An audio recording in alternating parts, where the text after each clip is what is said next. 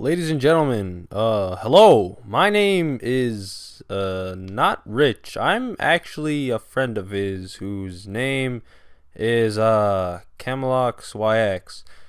It would seem that Sir Rich has had a bit of a computer failure, so a bunch of his friends have banded together in order to, how should I say, assist this man and yeah, make his life easier while he's unable to produce videos for you guys.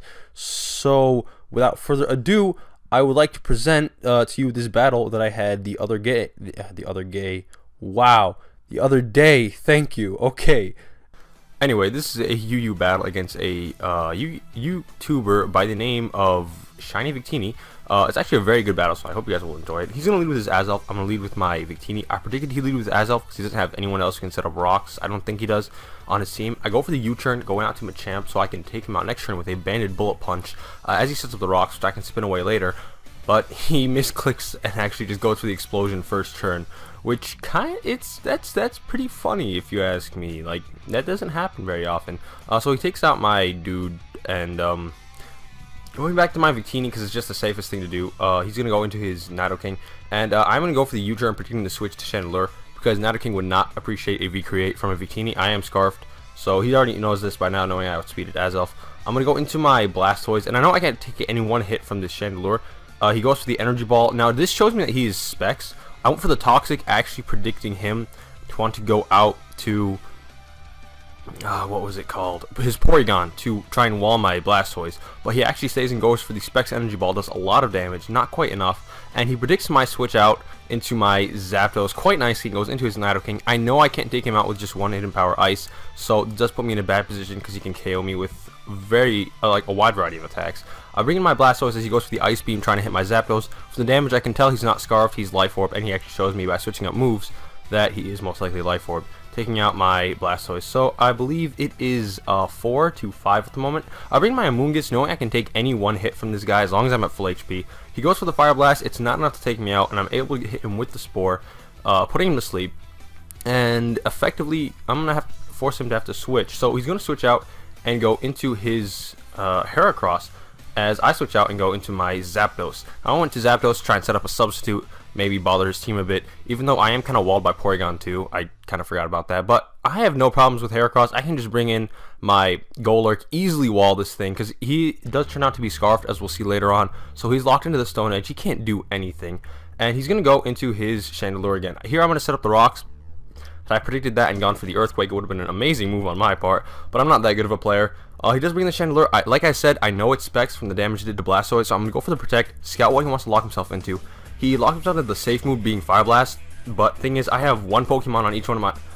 I have at least one Pokemon to resist one of his hits, whatever he locks himself into. I go into my Victini now, as he goes for the Fire Blast. I know I can take at least one of these things, and dang, that does a lot. That's a Specs Fire Blast from a Chandelure. Victini takes it quite nicely. I am now predicting the switch again, going to go for the U-turn. It seems that that's all my Victini is doing. I was tempted to predict the switch here and actually go for the trick to get rid of my Scarf and take away his Eviolite, but I'm going to be able to go into my Vegeta as I have kind of an easy time with this thing at this point.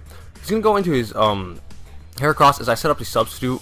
No, I go straight for the hidden power right here, knowing that his Heracross, or no, his Gligar can't hurt me, but he does switch into his Heracross. At this point, he predicts me to go to Golurk. I stay in, and I actually set up the substitute predicting his switch out. And this actually was the key point in the game, because at this point, I can take out his Chandelure, and he really doesn't have much he can use to take out my Golurk at this point, because he can try and stall it to death with Gligar if it carries Toxic, but other than that, he really doesn't have anything. He brings in his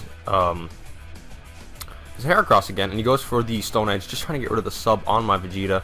And I'm able to take him out with the Thunderbolt easily at the range of HP he's at. Now, I don't know why he didn't go into his Porygon 2. Maybe he thought I could deal with it better than I can. But I, for one, know that I cannot deal with this thing. So I'm actually going to switch, or actually I'm going to go for the Roost, predicting the Ice Beam, knowing that it'll only be neutral on the damage it does to me after I lose my Flying type for this turn. He hits me with the Ice Beam. It does a fair amount of damage, and I'm actually going to switch out into my Victini at this point, predicting another Ice Beam. He does go for it, and he gets a critical hit. So this didn't matter too much. It just kind of scared me a little bit, but I'm going to go for the trick now, get rid of his Eviolite, because he did take out my Machamp first turn with the explosion, and he's carrying heal order instead of recover. Now, I wasn't really mad at all because they do the exact same thing, and so it's just kind of a silly, fun thing to do. So he's gonna switch out and go into his Nidoking now as I bring in my Zapdos, knowing he can't do anything to the Zapdos. Zapdos at this point is destroying his team. I go for the Hidden Power Ice. One doesn't take him out even after the Stealth Rock switch in, leaves him at a sliver of HP.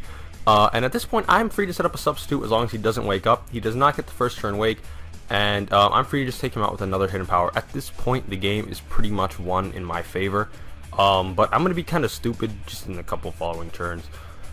Because he can't really touch me with this thing as long as I have my Roost, because as we'll see in this next instant, the reason I set up the sub was I had to test if I'm still faster than his Porygon after tricking him the Choice Scarf. So I go for the Roost now, and he's going to go for the Ice Beam. He's actually, I think he's going to get a critical hit. No, he's not. He's able to break my substitute. I'm just like, okay, he lost his Eviolite. How bulky can he be, right? I should be able to KO him with Thunderbolt. Actually, I'm not able to, but I was like kind of risking it really close from here. I go for the Roost again to get rid of my Flying type, you know, get my HP back up. It's kind of a bit of a stall war right now between Porygon and me. I'm just trying to like get into the best position to KO him. At this point, I say, to hell with it. I'm just going to try and take him out. I actually can't, so he's able to take me out with the Ice Beam, making Gligar a bit more of a problem than originally. But the thing is, I still have a full health Amoonguss. Gligar really can't touch that, so he more or less admits that he's kind of lost at this point.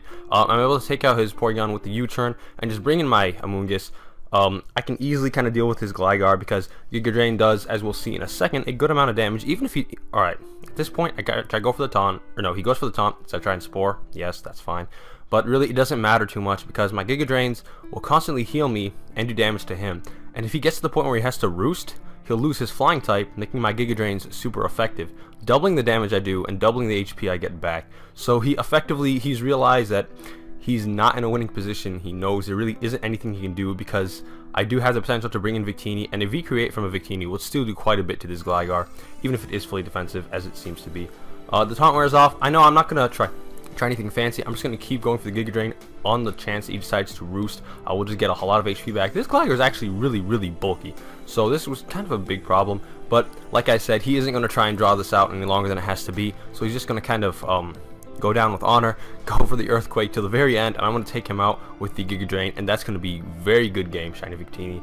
I actually had to make a lot of like crazy predictions during this game, especially when he brought in his Heracross on my Zapdos. Had he stayed in, gone for the Stone Edge right there, and not predicted my switch to Golurk, I may have lost that game in quite a spectacular way, I may say. But I hope you all enjoyed this battle. Be sure to watch out for any other guest narrators that may be showing up on Rick's channel, because I'm pretty sure I'm not the only one doing this. I hope I'm not the only one doing this. But yeah, if you guys enjoyed this narration, by all means check out my channel. The link should be in the description below. And I hope to see some of you guys there in the near future. And this is KamloxYx signing out. Peace.